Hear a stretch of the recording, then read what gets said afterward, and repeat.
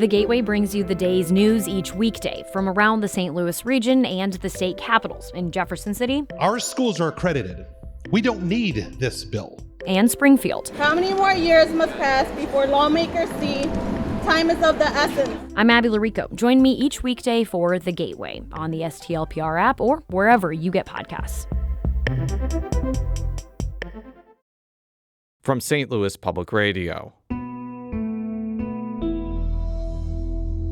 This is the Politically Speaking Hour on St. Louis on the Air. I'm Jason Rosenbaum. Welcome to the Politically Speaking Hour on St. Louis on the Air. I'm Jason Rosenbaum. Later in the show, we'll talk about efforts to ease restrictions on new homeless shelters in St. Louis. We'll also check with our State House reporter about whether Missouri Republicans can get their act together to pass critical legislation.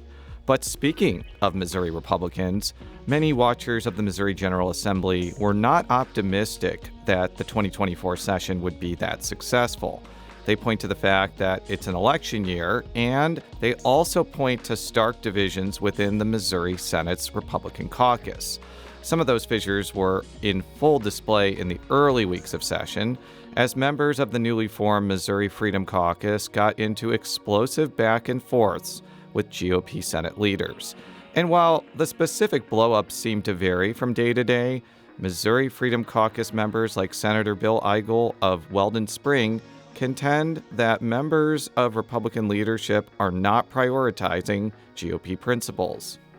And yet we have seen time after time these things fall through when it became politically expedient to torpedo the things that I believe are most important to this state.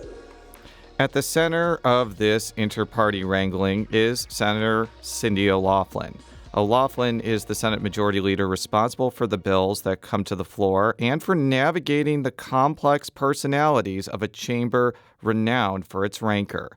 And while tensions have generally cooled over the past couple of weeks, it's not a sure thing that the relative peace will last. The Shelbina Republican represents the state's 18th senatorial district, which includes a slew of counties in northeast Missouri. Senator O'Laughlin, welcome to the Politically Speaking Hour on St. Louis on the Air. Thank you, Jason, for having me on. As the Senate Majority Leader, you get probably one of the closest views to factionalism within the chamber's GOP caucus. Why do you think this continues to be a storyline year after year after year? I think that anytime you have something that's negative, it gets the press corps' attention.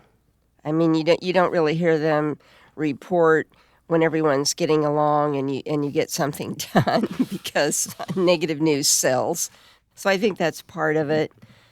And just the personalities involved make it sort of a long-lasting situation that we have in the Senate. The legislature needs to reauthorize a critical tax on hospitals that funds the state's Medicaid program. It's known as the Federal Reimbursement Allowance. And some members of the Missouri Freedom Caucus have threatened to hold that bill up unless there's language barring money, state money from going to Planned Parenthood. Do you think that this is a bill where these aforementioned factions could actually matter in terms of policymaking? Well, I mean, if you were to talk to each senator behind the scenes, regardless of which faction they are a part of, they all admit readily that this is something that has to be renewed. And I know I'm not sure everyone knows if they're not, observing the Senate year after year. But whenever this comes up for renewal, it's always leveraged. And I think it's an attempt by this year, by people who are running for another office. They do want support from various groups who tend to take a very hard line. And so they're willing to leverage this. And it's a huge amount of money. And while I understand that some people feel the different rules involved in it and the amount of expense involved in it maybe merits us looking at it more closely and coming up with a different solution. I wouldn't argue that. Maybe it does merit a closer look and a different solution. But you don't take something that in the end totals about $4.5 billion that pays for really the most vulnerable people in hospitals and nursing homes and say, I'm not going to renew that this year. They know it's an empty threat, and we know it's an empty threat. If they wanted to do something different, or I say they, if anyone wants to change policy that's in place for this many Missourians, then I say, file something at the beginning of the year and have a plan for how that would be implemented. And serious senators do that. They see something they think could be done better or differently, and they file a bill so that you then engage the public, you engage all the people that it matters to, or you try to, and you try to come up with a solution, a bipartisan solution. And that has not been done. So it's political theater. I don't like it. And, I've made that clear. And ultimately, it will get renewed. So, it's an exercise in getting press coverage. Well, we've received a number of listener questions, and not about the tumult in the Senate, but about issues that may or may not cross the Senate chamber, like the FRA. Brian K. on Twitter asks, why do you support initiative petition reform? Who does it benefit? And what we mean by initiative petition reform are proposals that would make it more difficult to amend the state's constitution. So why? I know you're a big supporter of this, and I'd like to know why. Well, I sort of liken it to the Electoral College. The legislature is largely Republican. All Republicans are not the same, as we see, and everyone doesn't think alike. But issues come before the legislature that, after some thought and work, and sometimes years of it, we refuse to do something because we feel it's not in the best interest of the citizens, or we don't have the money, or whatever the case might be. And that's when the initiative petition process comes into play. And generally, it's a progressive issue right now. If it's some time in the future changed and the legislature was largely Democrat, maybe you would have someone that's ultra-conservative say, well, listen, I can't get this through. Well, that's what's, not to interrupt, but that's what was happening when Governor Nixon was in office. A lot of Republicans in the legislature put things on the ballot to go around his veto. So it's actually more recent than that. But continue. Well, so at least from my perspective, I feel that we do thoughtfully consider different ideas and different things that people want to do. We have to come to a decision about whether we think that is the right course or not. And so the things that in the recent past that have gone through the initiative petition process have been Medicaid expansion is one. We felt that could become very fiscally burdensome to the state to the point that other critical things would have to not be funded. So we did not want to do that, and that was done through initiative petition. We did not want to do medical marijuana, so that came through the initiative petition, and then recreational marijuana. And so, those are three sort of, I would call it progressive solutions or ideas. And most of the money that pays for this does come from out of state in the millions of dollars. And basically, the urban areas outvote the rural areas. So I'm in favor of the reform that we have suggested, which would require that you not only get 50% plus one, you also have to get, in the case of what we have passed, 5 of 8 congressional districts, so that you are representing more of Missouri.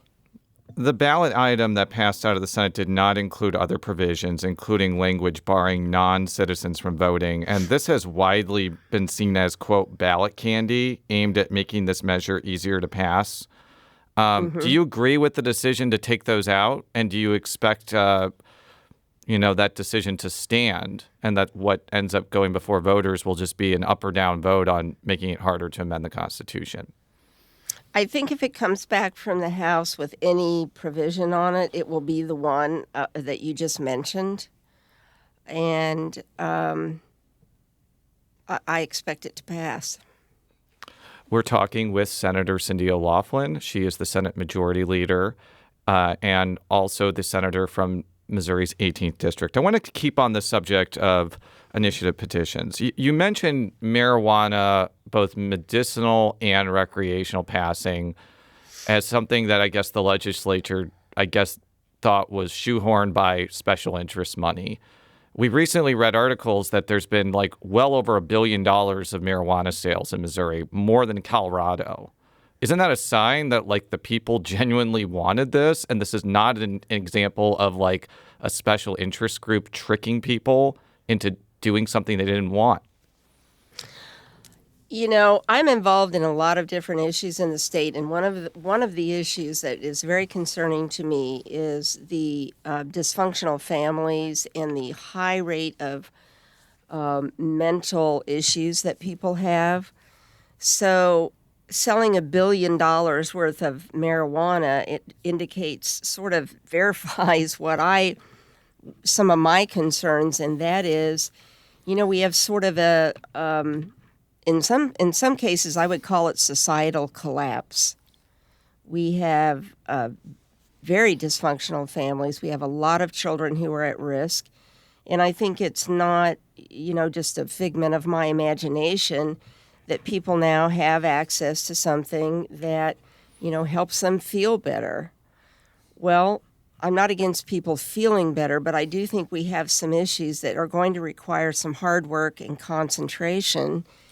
And I don't think a high use of marijuana helps us have hard work and concentration. It probably doesn't help. It probably doesn't help that there's not a lot of research about the side effects or the benefits of marijuana because it's heavily restricted by the federal government. So we don't really know what the effects are, though there is a lot of anecdotal evidence that if you take too much, it could be harmful, but if you take it in moderation, it could be helpful towards a lot of things. But continue. Way back in the day when I was in college, marijuana was fairly heavily used, and the effect of it was a lethargic individual who wasn't operating at their full capacity. And I have no reason to believe that it's any different now. Well, moving away from this particular point of the initiative petition process, some supporters of raising the constitutional amendment threshold have made no secret that they want voters to pass this in order to stymie a ballot item legalizing abortion. Do you also want to pass this to make sure that a proposed abortion legalization measure is harder to pass in November? Yes. I think that the protection of life is obviously important to our legislature. This is why we have banned abortion. I understand that there are people who feel it has gone too far, and I also understand that there's vulnerable mothers who are in very hard situations that we need to support them through. So it's a very hard topic, but I do believe an unborn child is a human being. And as far as the initiative petition process goes, if that results in us having more of a voice in the rural areas, which I believe we need, and I believe is more conservative than urban areas, and if that will offset an effort to try to reinstate abortion, absolutely, I think that's a good thing. Well, why not just run an effective opposition campaign against the constitutional amendment to legalize abortion? Why would you need to change the whole process in order to ensure that it's unlikely to pass? Because of the fact that the urban areas are much more progressive and will outvote the rural areas.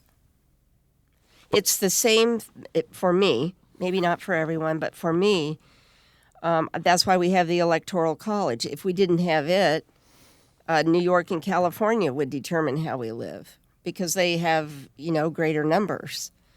But it's not an adequate representation of everyone. So that's why we have the Electoral College, and I feel the same way about the initiative petition process. We got another question from Oh Girl on Instagram. Sometimes the names of our listeners are a little creative, so just bear with us with that for that, Senator. Gun laws. Our children are dying. It's horrible. We need reasonable gun laws ASAP to prevent mass shootings. Now, GOP lawmakers have been very opposed to any restrictions on guns for many years. Why? Well, because gun laws only affect law-abiding citizens. So I think Chicago has some of the strictest gun laws in the nation, and they also have the highest murder rate, one of the highest murder rates in the country. I mean, we have laws against murdering people, and obviously those are disregarded. So I feel, and I think a lot of my colleagues feel, that if you add on more restrictions to owning a gun, then you are taking away the law-abiding citizens' ability to defend themselves and their property, because they're the only ones who follow the law. A criminal is going to find a gun, and they're going to do what they're going to do, regardless of the law. What about barring juveniles from openly carrying weapons? My understanding is there's been some opposition to this idea because it could ensnare minors who are hunting in rural areas. But isn't there a way to craft the legislation where it doesn't ensnare that particular group of people? Well, I haven't seen that, if there's a way to do that. I would say that if there's one thing we're pretty well united on, it's we're not going to curtail the right to protect yourself and your property. If it comes to youth's open carrying and there's some form of way of writing something that's not going to negatively affect everyone, I've not seen it. Mm-hmm. I think that there just seems to be I don't want to say a disconnect, but a pretty extreme difference of opinions between people that live in urban and suburban areas and rural and exurban areas when it comes to guns. I agree with that. Is there any way to bridge the divide between these two points of views? Because it seems like, one side of this feels like they're not being heard by a largely Republican and rural legislature. Well, I think you make a good point in that in the rural area, everyone has guns. Almost every family has guns in the house, and kids know how to use them. It's a routine way of life.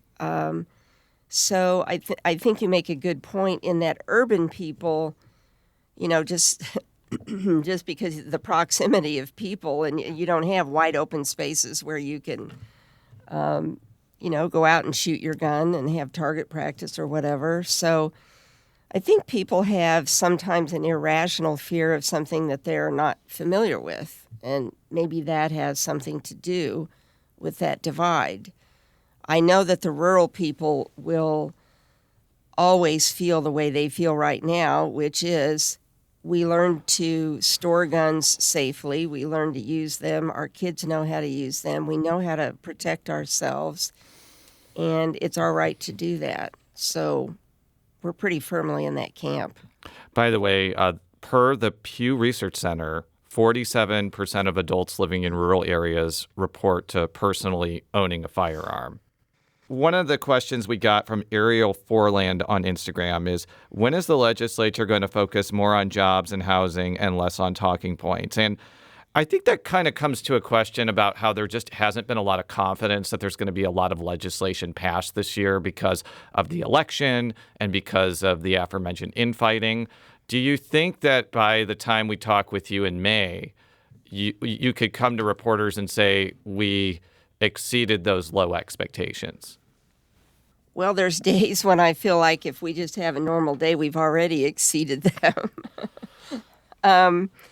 I think when people want us to focus on jobs and housing, maybe they're a little bit misguided. I mean, I feel like we should be creating the environment that allows people to create jobs. And as far as the housing sector goes, there's been a lot of mistakes made in that area, in my opinion. The trades were very much sort of vilified and minimized for years. And kids were all told, that they had to go to college to have any kind of a good future. Well, I disputed that. I just want to note that years ago when I was on the school board. And here we are. We have a very lacking workforce that can do any of the skilled trades. So now we're trying to turn that around. But that's the kind of thing that, government decides, I'm going to decide what's best for you.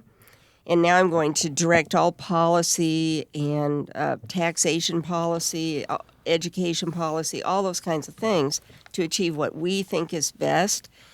And that usually is devised by people who have either worked for the government all their life or, worked in a situation where they were not running their own company and understanding how things actually work in the private market.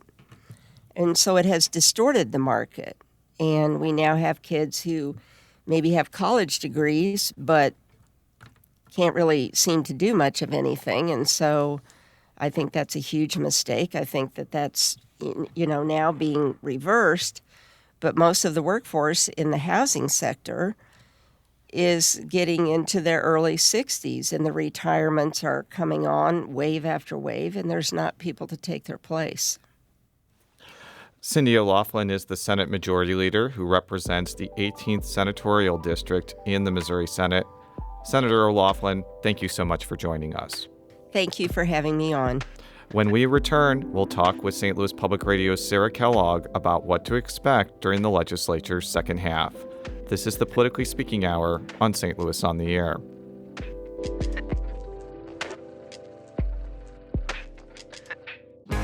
If you have a smart speaker, you have access to the entire world of NPR and St. Louis Public Radio. All the latest news and all the captivating stories. Activate our voices with yours by telling your smart speaker to play St. Louis Public Radio.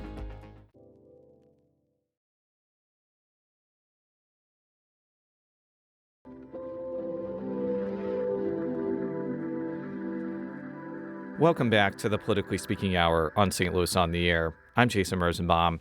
I'm now joined in studio by Sarah Kellogg, who is St. Louis Public Radio's State House and Politics reporter. Sarah, welcome back to the Politically Speaking Hour on St. Louis on the Air. It's good to be back, Jason. I always get hung up on the word reporter for some reason. You just turned from Bostonian for a second? Yeah, pretty much. What were your impressions of my conversation with O'Loughlin? I think my initial impression is that the narrative pushed by the Freedom Caucus, that it's them versus leadership and they're ones upholding conservative values. I think listening to Senator O'Loughlin, she's conservative. The differences in policy really aren't different. And I think that really highlights how conservative the Missouri Senate is with its members, but also where the difference is keeping the Senate running and the compromises and the work that goes into that and what obstructs it. So, Senate President Pro Tem Caleb Rowden has repeatedly said that ultimately the goal from Republicans, all of them, is the same most of the time. There are just fractions on how that gets done. One of my takeaways was that there's not going to be any sort of gun control law that comes to the floor. And she might mention Chicago, which I know she said one of the highest murder rates and some of the toughest gun laws. But California's are generally seen as tougher, according to an NPR report in 2017. But, Chicago is surrounded by states with weaker gun laws, which I know is often brought up as a reason why gun violence in Chicago is so high. But couldn't that also be an argument that state-by-state gun laws may not be as effective as proponents want? You know, you're talking about like whether or not what I've heard on gun arguments. The truth is I haven't really heard any arguments about gun control lately because that's just not happening in either chamber. This past week, Senator Denny Hoskins presented a bill that would prohibit the state from enforcing any form of red flag law.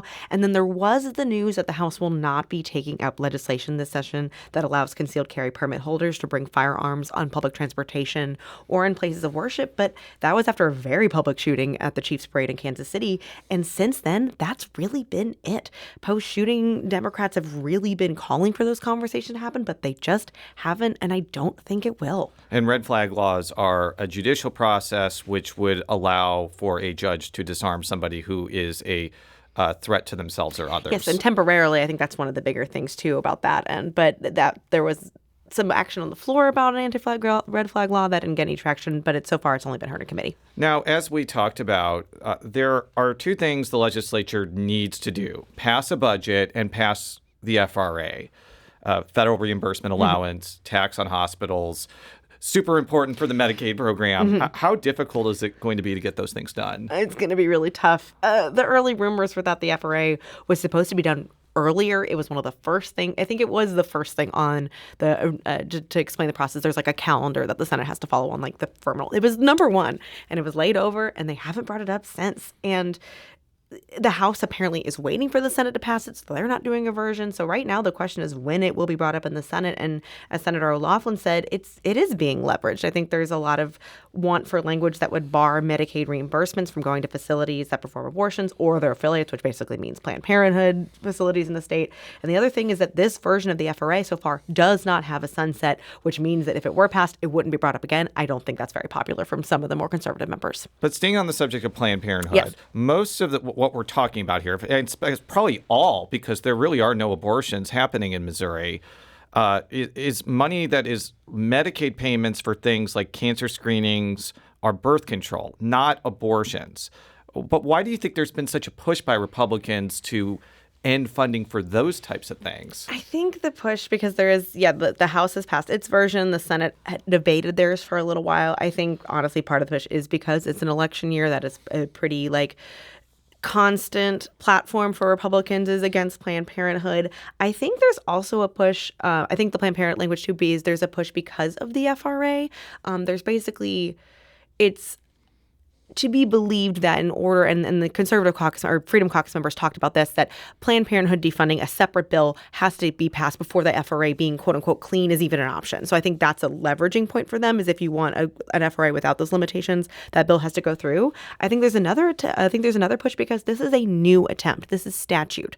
Prior versions tried to do it through the budget, and that repeatedly failed. So I think that's also why there's a push for this. We've talked a lot about the election affecting the session. Newsflash, there's going to be a major election cycle in August and November. How have you seen that play out in real time? I would say at the beginning of session this year, the Senate really did feel different. I think that it was because there was just immediate delays and a lot of tensions right away, where normally it's a crescendo and we started high and we've kind of leveled a little bit more. I think there are tensions there. I'm not sure how different it is from other moments in the legislature, though. And I think that is a very subjective question of whether or not the election year has been an impact. But you know what? I think lawmakers certainly think they've had, and they've said it repeatedly on the floor. So if they think so too, well, that is ultimately impact. You got to take them for their word. I mean, and also a lot of those legislators are running for other things too. Absolutely. When we put out a call for questions for O'Laughlin, we got a number that are similar to this one from Allison Hughes. What tangible benefit will Missourians be able to see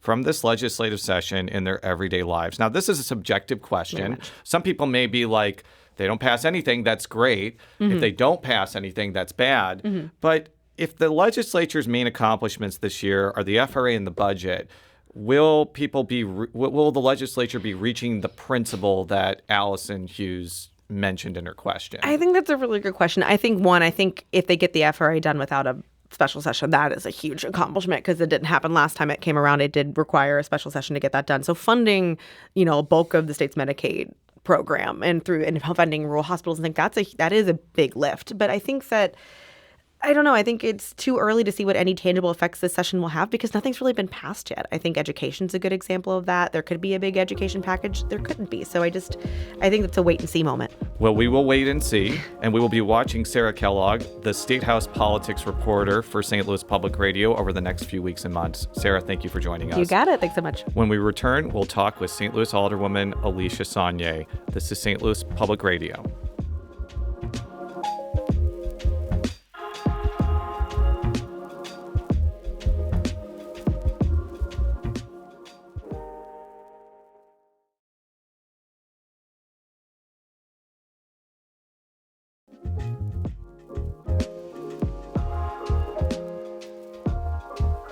Welcome back to the Politically Speaking Hour on St. Louis on the Air. I'm Jason Rosenbaum. Last year, St. Louis Alderwoman Alisha Sonnier unveiled legislation known as the Unhoused Bill of Rights. It was a response to increasing concern from city policymakers over how governmental officials and agencies interact with homeless individuals. Ultimately, Sonnier went back to the drawing board after a lot of criticism from the public and her fellow elected officials. And now she's proposed a major change to how shelters can be approved in the city of St. Louis.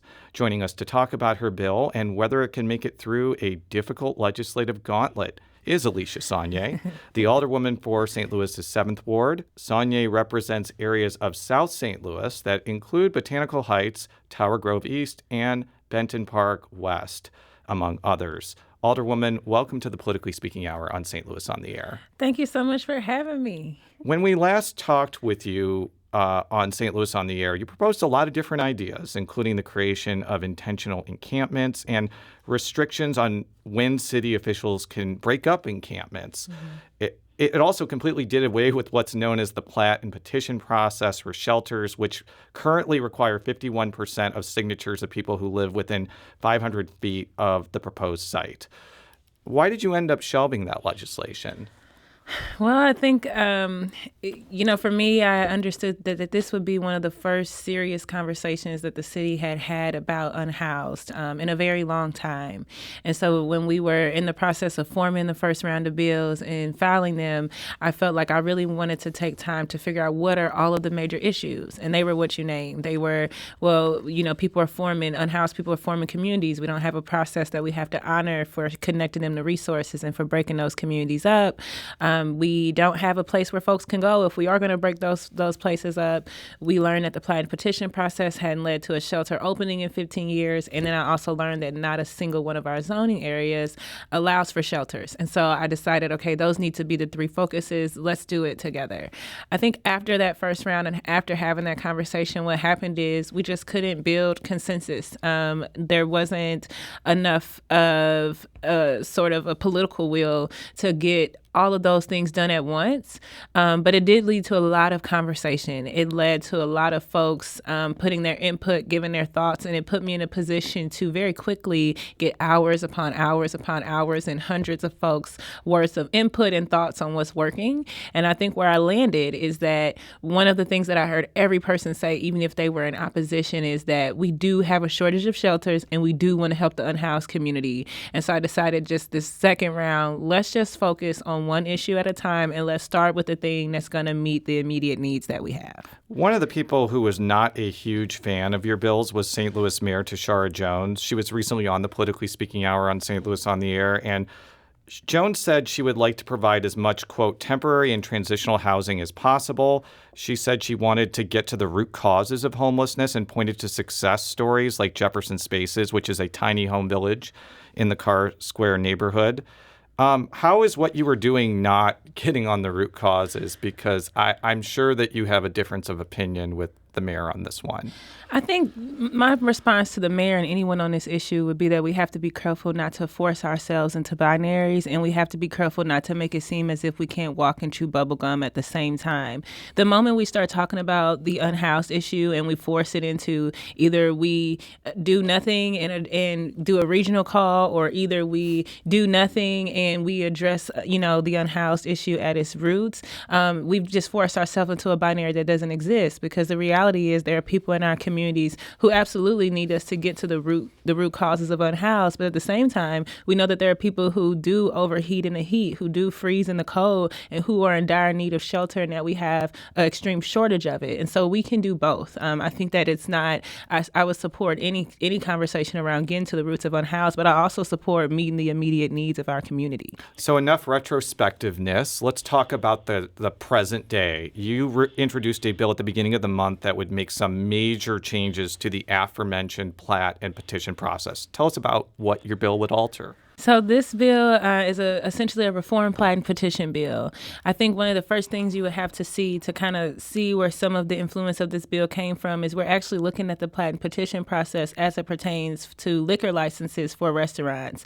And that is something that the mayor's office has been a huge role in. That's something that Alderman Ryan has done an excellent job at working on. And so I think you do see at the city leadership level, there are many of us who are acknowledging the barriers and the challenges and the failures of this process, because ultimately, if the goal of this process is to open shelters, but we're not opening any, or to open any of these special residential uses, we're not opening, the process is failing. So this new bill is saying, let's start with this process that it seems like we all have mostly agreed is antiquated and is not working, and let's put some proposals in place and create a process that, not only helps unhoused providers have a process that they can navigate, or any of these facility folks who want to bring these facilities forward. Let's also immerse community into the process, because there was a lot of voice that I think is very valid from community to say, I don't feel very included in your process as it is. And so, of course, I have a lot of hesitations to changing it. And so these changes to the reform plat and petition process are all aimed at really expanding democracy, at really putting in public engagement at several points, and giving us a chance to have these facilities not just in communities, but a part of communities. So, as I mentioned before, currently you need 51% of, I think, residents within a 500 square radius of a proposed property shelter. owners are registered voters. Okay. Mm-hmm. So this would lower it to 25%. Why did you arrive at that number? So we changed the entire process. So I'll just kind of walk you through what that process is, Sure. and then kind of how we changed it. So right now, let's say someone wants to open up a shelter in the Tower Grove East neighborhood. They would have to start by collecting 51% of signatures within a 500-foot radius, and it would have to be yeses. And then if they're able to get those signatures, so that means 51% of folks came to their door, had conversation, and signed, then they would turn those signatures in to the planning department, and they would verify the signatures. The way that the planning department does that currently is they actually are manually calling each person. And that might have a huge reason why so many people have been unsuccessful with this process, is because you're manually calling, and obviously that's also a huge inconvenience to And the especially staff. if you're talking about a neighborhood with a lot of people Right. in it, that could be a very time-consuming process. Right. And then let's say you got those signatures before people didn't answer their phone. Well, you've lost your window. You can't open your facility. And again, we should remember that at this point, they're just trying to get a hearing. So this doesn't give them the green light to open their doors, operate their facility. This is just for them to get a hearing, to get to the point where they're actually engaging in dialogue and conversation. So you would do that. And then after the planning department verifies your signatures, and if you're able to make it through that, then you have a hearing, and that's like as simple as the process is now. My bill adds to that. So we are reforming that. So under this bill, you would go and collect 25%. The simple answer for that is because we want it to be a navigatable process. It's because unhoused provider after unhoused provider has said, hey, I'm not able to get, it's not even necessarily that people are saying no, they're not coming to their doors, or when I'm turning them in, I'm not getting answers. And so this bill changed it to 25%, but also it requires that the unhoused provider notify 100% of people within a radius, because they have to send a postcard. So long as people in that area go and collect their mail, then they would get a postcard that will have the hearing information, which was always meant to be the place for those conversations to happen. So that's a big change. And then once you turn it in now, we're also changing who would do signature verification. Rather than manually calling, let's bring the process into 2024.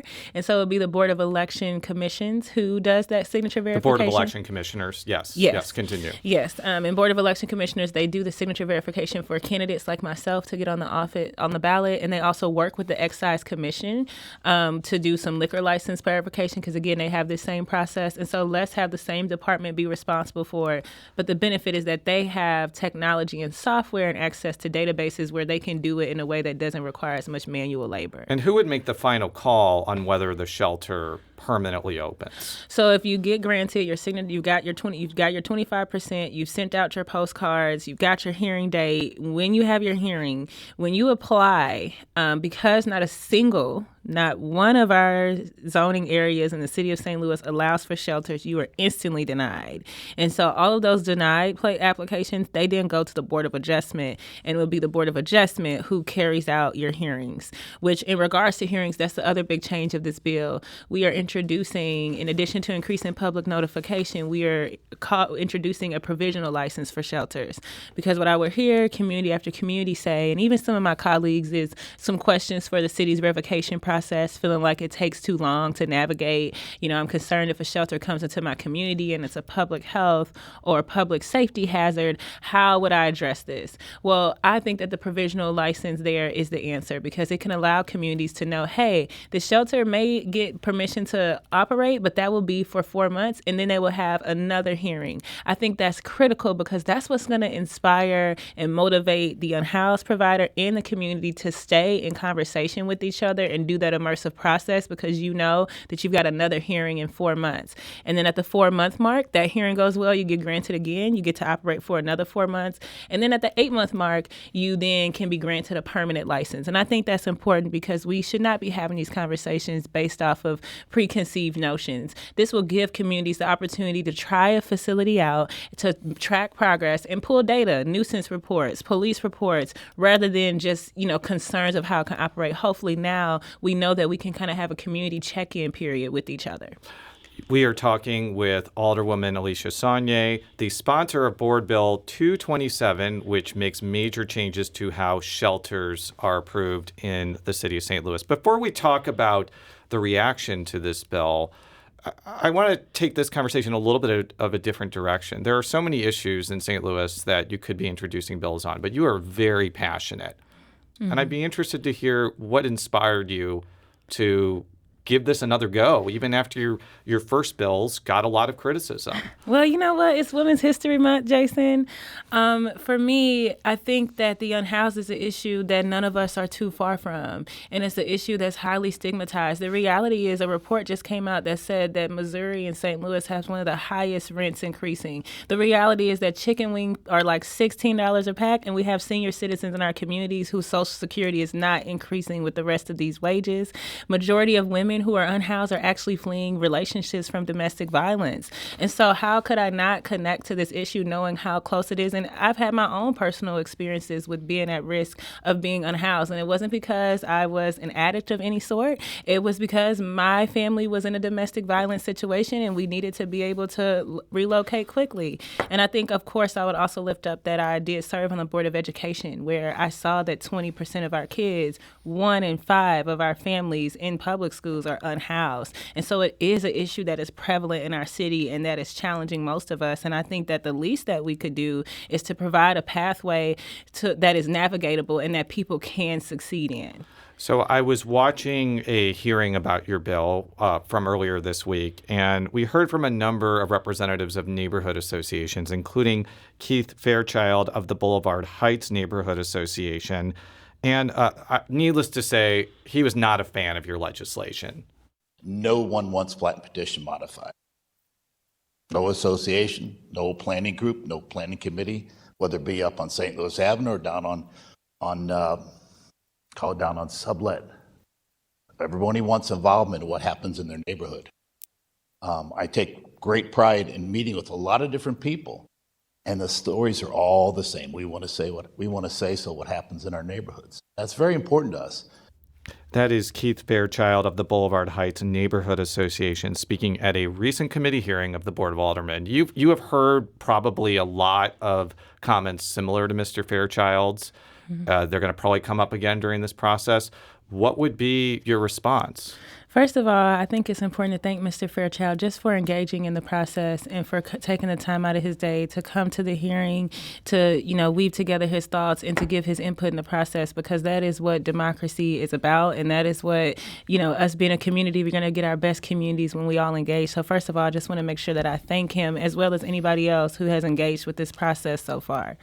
My response to him during the hearing, I smiled at him and made sure that he could see that I was making eye contact and was hearing from him. But I would obviously have to respectfully disagree with him. One of the things that I've done this second round is I've actually taken time to go to many of my colleagues' neighborhood meetings and talk to them about this legislation and talk to them about what I was thinking. And in a room, there's not a single room that I would talk about this bill and not leave without the room erupting in a round of applause. There's not a single one of those rooms where I would go to and someone would come up to me and say, hey, I want you to know that I've been in a position where there was someone unhoused and I couldn't find a space for them to go. Or someone who would say, hey, I actually have a family member that's going through this and I'm glad that we have someone who's compassionate and having this conversation.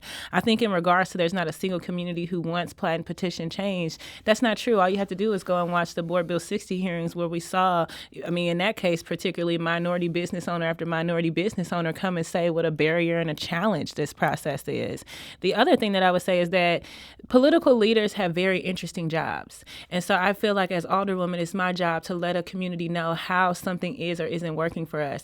And I don't see how you can say, again, if the goal is to ban shelters, then the city's doing a great job and the Plaid and petition process is working fine because that's essentially what's happening. Very few people are able to make it through, and those who do are finding loopholes. However, if the goal of this process is to have a process that immerses community and that vets the shelter so that it operates in the best interest of those receiving the services and in that community, we're failing. And you really can't argue with that because you have to be able to produce results in order to say that what we're doing is working. Have you heard any concerns from residents who fear that if a shelter is built close to a residential neighborhood, it could have an effect on their property values? Absolutely. I don't think you're ever going to have this conversation, and you don't hear that dialogue.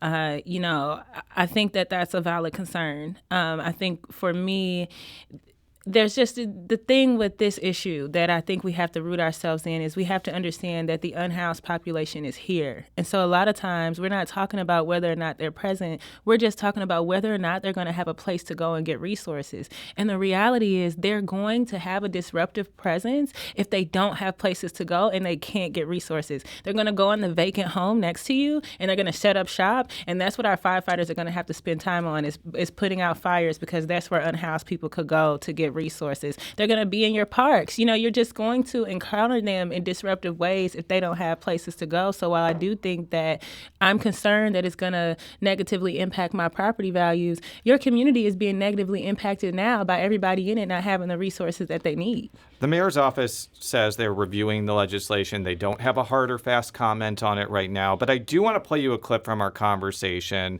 with the mayor on the Politically Speaking Hour on St. Louis on the Air, which caught my attention.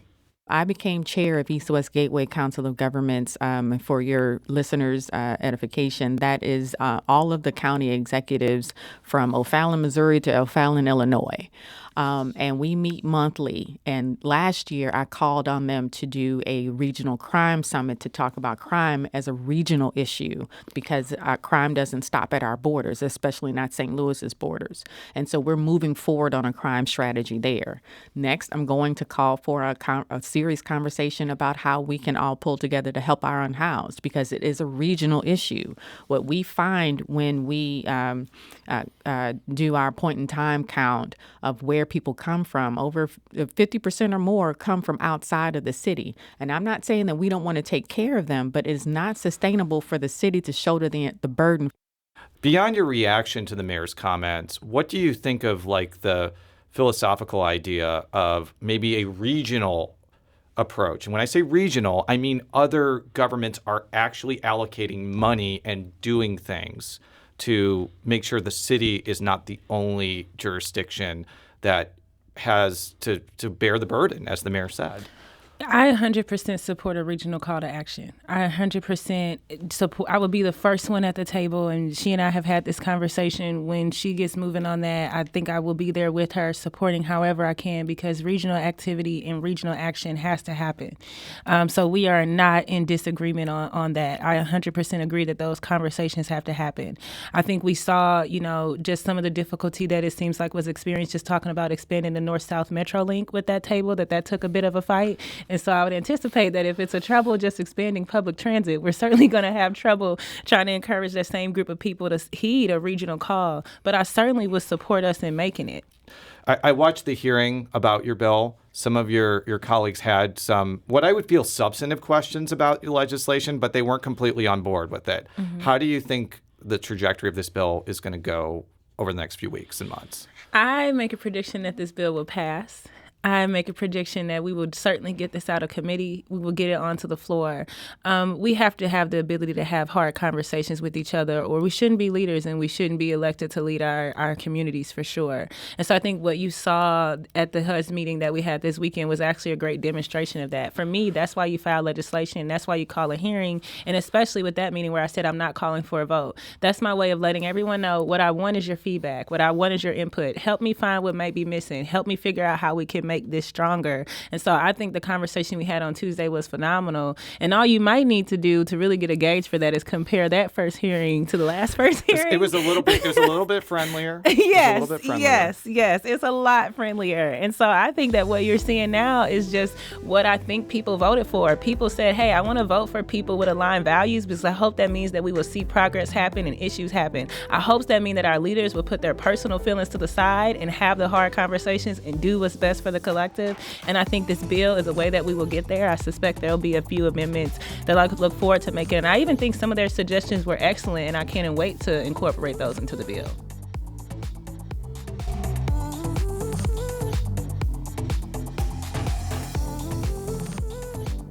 The Politically Speaking Hour on St. Louis on the Air is produced by Jason Rosenbaum, Alex Hoyer, Emily Woodbury, Danny Wissentowski, Maya Norfleet, and Elaine Cha.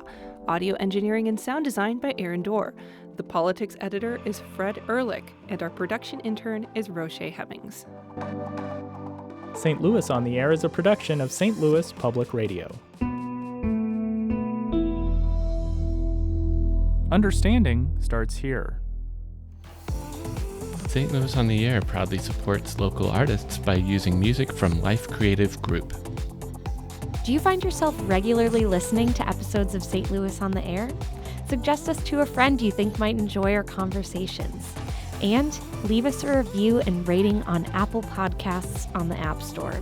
It's the simplest way to help people discover our show. Thanks. St. Louis Public Radio is a member-supported service of the University of Missouri St. Louis.